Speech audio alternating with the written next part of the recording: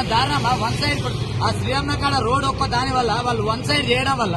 మళ్ళీ ఫ్లైఓవర్ చేసారు రెండు ఒకేసారి చేసేసి మొత్తం ట్రాఫిక్ మొత్తం వన్ సైడ్ ఇక్కడ చేసారు ఈ రెడ్ బిల్డింగ్ మల్లికార్జున గారు ఇదంతా స్లమ్ ఏరియా ఇక్కడ స్కూల్ ఉంది హాస్పిటల్స్ ఉన్నాయి ఇది ఒక హాస్పిటల్ ఒక ఎమర్జెన్సీ హాస్పిటల్కి వచ్చిన వ్యక్తి ఏడ పెట్టుకోవాలి బండి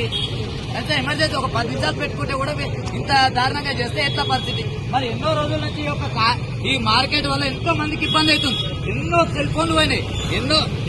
ఎన్నో కంప్లైంట్లు చేశారు రాడ్లతో వీళ్ళు మార్కెట్ లో కొట్టుకుంటే కూడా ఇంతవరకు వచ్చి చూసిన వాళ్ళు లేరు కంప్లైంట్ ఇస్తే కూడా బస్తీ వాళ్ళము లెటర్ రైట్ ఇచ్చినాం పోలీసు వాళ్ళకి ఇచ్చే ట్రాఫిక్ అప్పుడు లేదు కానీ మరి వీళ్ళకి ఏ రకంగా ఇట్లా చేస్తున్నారు మరి అక్కడ ట్రాఫిక్ లో వన్ సైడ్ చేస్తున్నారు ఎందుకు ఇక్కడ అంటే ఇల్లు అమ్ముకోని వాళ్ళ లేకపోతే ఇళ్ళని ఎవరైనా కబ్జా చేసుకుంటారా వీళ్ళు చేసుకుంటే ఎట్లా మరి ఎవరిచ్చింది ఏ గవర్నమెంట్ ఇచ్చింది ఇంతగానో దారుణమా వన్ సైడ్ ఆ శ్రీరామ్ కాడ రోడ్ ఒక్క దాని వల్ల వాళ్ళు వన్ సైడ్ చేయడం వల్ల మళ్ళీ ఫ్లైఓవర్ చేసారు రెండు ఒకేసారి చేసేసి మొత్తం ట్రాఫిక్ మొత్తం వన్ సైడ్ ఇక్కడ చేసారు ఈ రెడ్ బిల్డింగ్ మల్లికార్జున గారు ఇదంతా స్లమ్ ఏరియా ఇక్కడ స్కూల్ ఉంది హాస్పిటల్స్ ఉన్నాయి ఇది ఒక హాస్పిటల్ ఒక ఎమర్జెన్సీ హాస్పిటల్కి వచ్చిన వ్యక్తి ఏడ పెట్టుకోవాలి బండి ఎంత ఎమర్జెన్సీ ఒక 10 నిమిషాలు పెట్టుకుంటే కూడా ఇంత దారుణంగా చేస్తే ఎట్లా పరిస్థితి మరి ఎన్నో రోజుల నుంచి ఈ మార్కెట్ వల్ల ఎంతో మందికి ఇబ్బంది అవుతుంది ఎన్నో సెల్ ఫోన్లు పోయినాయి